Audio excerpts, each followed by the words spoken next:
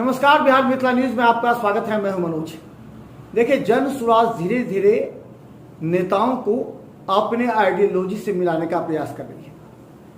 प्रशांत किशोर पूरे बिहार में तीसरा नहीं बल्कि पहला विकल्प बनने का प्रयास कर रहे हैं। उनका जो मिशन है वो ये है कि जाति में न बंटकर पूरे विकास के लिए सभी जातियों का काम एक साथ हो। और आज हम बता दें, देवेंद्र प्रसाद यादव आज जन सुराज के मंच पर अपने दर्जनों समर्थकों और नेताओं के साथ जुट गए।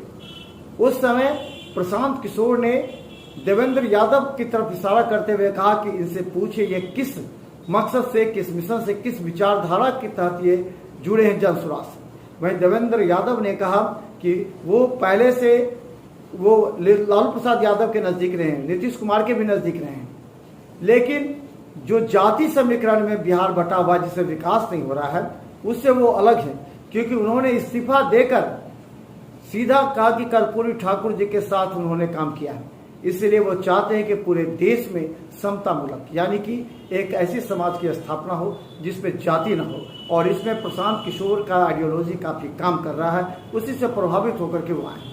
प्रशांत किशोर ने कहा कि 2 अक्टूबर को जब उनकी पार्टी की स्थापना होगी उस समय और भी ऐसे लोग जुटेंगे जिससे जन सुराज को मजबूती मिलेगी।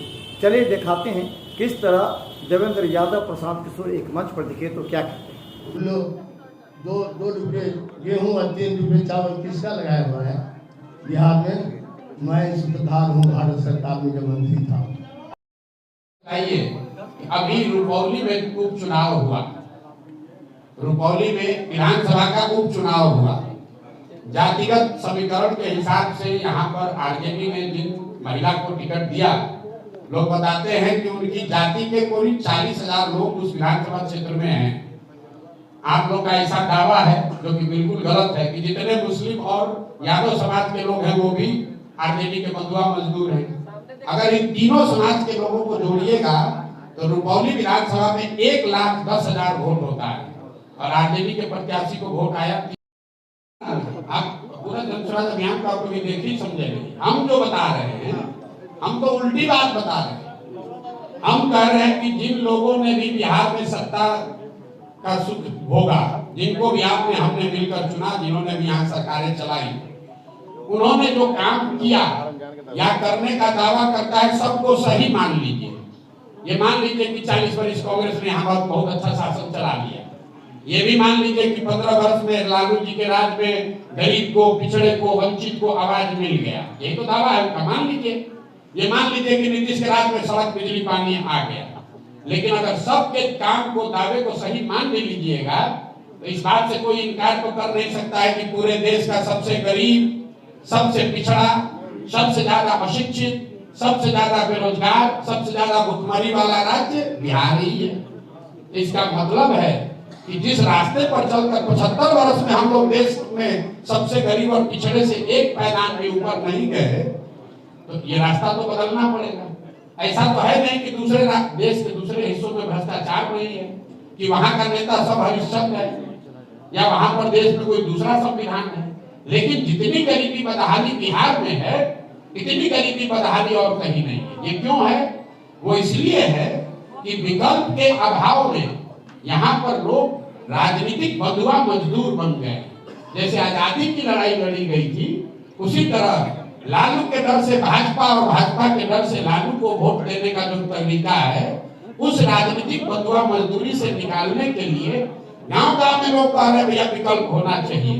अब विकल्प बनाने के लिए लोगों के पास साधन नहीं है, पैसा नहीं है, व्यवस्था नहीं है। तो जन सुराज कह रहा है कि तुम पैसे की चिंता मत करो, तुम साधन की चिंता मत करो, चुनाव की चिंता मत करो। गरीब से गरीब का लड़का भी अगर काबिल है, जज्बा है, तो आप आइए जन सुराज का हिस्सा बनिए। पैसा का, साधन का, चुनाव का चिंता जन सुराज पर छोड़िए और अपने बच्चों के लिए विकल्प नया बनाना है तो खड़ा होइए। यही तो बात कर रहे हैं।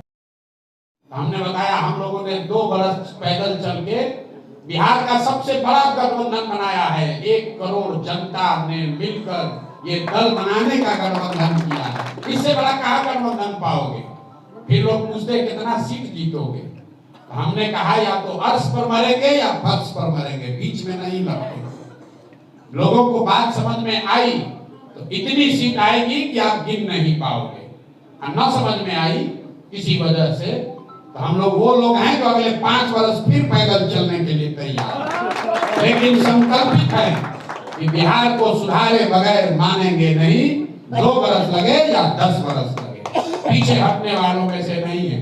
जब हम चलना शुरू किए थे तो लोगों ने कहा 2-4 महीना चलेगा, कोई कहा साल भर चलेगा, 2 वर्ष हो। कोई वोट का बैंक बना लिया, पड़ोस लिया सबको। तो आज यदि बाढ़ होगा, चक्रवृक्ष है, चक्रवात तूफान भी अनाज आएगा कहाँ से? अनाज तो सीमित है भाई, बाहर से मंगा इम्पोर्ट करोगे क्या? अनाज की तो सीमा है, 3 लाख मीट्रिक टन गरीबी रेखा के नीचे खर्च होता है। आती है नहीं, हालांकि हॉल भाई गया, जगह भी नहीं था, गेट खोलना पड़ा, वो अलग बात है। आज केवल कार्यकर्ता को बुलाए थे, हम लोग किसी आम जनता सभी बैठे हुए हैं। उज्जवल सिंह जी रोहतास से, नालंदा से है भिंदा बाबू, यहाँ सभी मधुबनी दरभंगा शेखपुरा से है अजय मंडल जी, यहाँ सुनील मंडल जी, लक्ष्मी साहु जी, कितने का नाम ले। तो मैं आपसे यही कहूँगा कि हम लोग रुकेंगे नहीं, अभी थके नहीं। कुछ लोग कहता है कि उम्र हो गया, अरे तबीयत से जवान होता है। वहीं दूसरी तरफ जन स्वराज पार्टी के दरभंगा में लीड करने वाले शोएब खान ने आज बिहार मिथिला न्यूज के सामने कहा कि जिस तरह जन स्वराज को बीजेपी की बी टीम कहा जा रहा है वो पूरी तरह गलत है और डरे हुए लोग ऐसा कहते हैं। उन्होंने इसके साथ ही मोहम्मद अली असरफ फातमी जो पूर्व केंद्रीय राज्य मंत्री हैं उनको निशाने पर लेते हुए कहा कि वो हैदराबाद वाले भाईजान और जन स्वराज को बी टीम बता रहे हैं बीजेपी का, वो भूल कर रहे हैं क्योंकि अब जन स्वराज एकमात्र विकल्प बन किया गया। देखिए क्या कहते हैं शोएब खान। ये फातमी साहब हमारे बड़े भाई हैं और बहुत पुराना अनुभव उनको रहा है, लेकिन उन्हें मैं याद दिला दूं कि जो उनकी पार्टी राष्ट्रीय जनता दल जो 1990 में बनी थी तो बीजेपी के सहयोग से बनी थी, तो राजद भी कहीं ना कहीं बीजेपी की बी टीम रही है। उसके बाद हमारे जो जनता दल यू है, जनता दल यू तो ऑलरेडी भारतीय जनता पार्टी की बी टीम है, तो हमारे बड़े भाई जो है इससे पहले उनके साथ रहे हैं और उनके साथ रहने के बाद अभी जो वापस आए हैं तो ये रिटर्न टीम है। मैं समझता हूँ कि ये लोग जो काम किए हैं, कोई भी ऐसा आदमी नहीं है जो अपने आप को ये कह दे कि मैं बहुत ही शफाफ, कोई पार्टी ऐसी नहीं है कि बहुत साफ शफाफ है ये है। तो अभी उनको जो है, जो आदमी बोलते हैं कि ग्रीन चश्मा लगाता है तो पूरा दुनिया उनको ग्रीन दिखाई देता है, कोई अगर काला चश्मा लगा ले तो काला दिखेगा। तो ये चश्मे का मामला है। अभी हमारे भाई साहब जो हैं वो इस तरह की बातें अगर कह रहे हैं तो पहले अपने अंदर वो झांक करके देखें पार्टी के अंदर में कि पार्टी, मैं राजद को बोलता हूँ कि राजद ही असल जो है वो बीजेपी की बी टीम है। जो तेजस्वी यादव जी ने वो याद उनको होना चाहिए कि अगर इंडिया नहीं तो एनडीए, तो कहीं ना कहीं ये संकेत उन्होंने दे दिया और ये बता दिया गया कि बी टीम, असल बी टीम जो है वो राष्ट्रीय जनता दल है और ये मुसलमानों को बरगलाने का काम किया जा रहा है और इसके अलावा कुछ है नहीं। समझो, अभी किसी के बारे में कुछ कह देना, जबकि ये प्रशांत किशोर जी तो अभी तो आए नहीं हैं, अभी सत्ता में जब आएंगे तब उनसे किसी तरह कोई सवाल किया जा सकता है। जब वो सत्ता में अभी आए ही नहीं है तो वो तो नीट एंड क्लीन है। सवाल अगर आप लोगों को पूछना है तो आप राष्ट्रीय जनता दल से पूछिए, आप ये बीजेपी से सवाल आप कर सकते हैं, आप जेडीयू से सवाल कर सकते हैं, जिन्होंने सत्ता में रह करके रहा है और काम किया है, तो सवाल उनसे होगा। प्रशांत किशोर जी तो नीट एंड क्लीन आदमी हैं और उनकी पार्टी तो अभी आई नहीं, तो कोई सवाल ऐसा नहीं है। बरगलाने का काम जो कर रहे हैं तो जनता आप समझ रही है।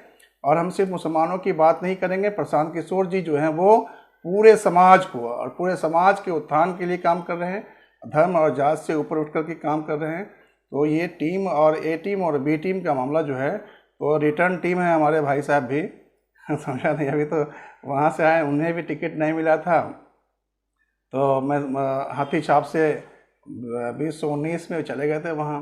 तो ये टीम, तो वो कौन सी टीम थी, हाथी छाप वाली भी जो पार्टी सरकार बनी थी उनकी, मायावती जी का, तो सरकार भारतीय जनता पार्टी से मिलकर के बनाया गया था। वो तो बी टीम कहीं ना कहीं वो भी हैं, तो जिस सोच के साथ गए थे वहाँ पर, तो वो भी बी टीम वाले ही पार्टी में गए। और अभी जो इससे पूर्व जो यहाँ थे वो भी बी टीम वाली पार्टी है, और अभी जहाँ पर हैं वो भी बी टीम है। तो अब या शायद ये रिटर्न टीम में आए हुए हैं। तो इससे पहले 1990 से ही लोग बी टीम में हैं। भारतीय जनता पार्टी में 1990 से ही जो सरकार, आप पता कर लीजिए कि 1990 में जो सरकार आदरणीय लालू जी ने बनाया था, तो उसमें इनका भाजपा से मिलकर के सरकार बनी थी। तो वो चीज़ों को भूलना चाहिए। अब जो है ये मुसलमानों को घुमाने का काम करें, या और भी हमारे जो समाज के लोग हैं उन्हें ये बातें कह करके घुमाएंगे, तो ये सब चीज़ें तो होने वाली नहीं है। जनता जो है अभी more than 90% people of Bihar they want to change, ये बदलना चाहती है। बिहार के अंदर में जो बिहार का जो चल रहा है जो सिस्टम है, इस सिस्टम को चेंज करना चाहती है, सरकार को चेंज करना चाहती है। तो बिहार मिसाल न्यूज़ के आज के इस कार्यक्रम से दीजिए हमें इजाजत, लेकिन लगातार बिहार की तमाम राजनीति पर हमारी पैनी निगाहें हैं, क्योंकि पटना से हमारे रिपोर्टर दरभंगा, मधुबनी और समस्तीपुर के उन तमाम जो वरीय नेता हैं उनके बयानों, उनके कार्यों पर हमारी निगाहें रहती है, ताकि हम आप तक तमाम बातों तक पहुंचा सकें, क्योंकि हमारे इस खबर का व्यापक असर होता है। तो बिहार मिसाल न्यूज़ को यूट्यूब में सब्सक्राइब कीजिए।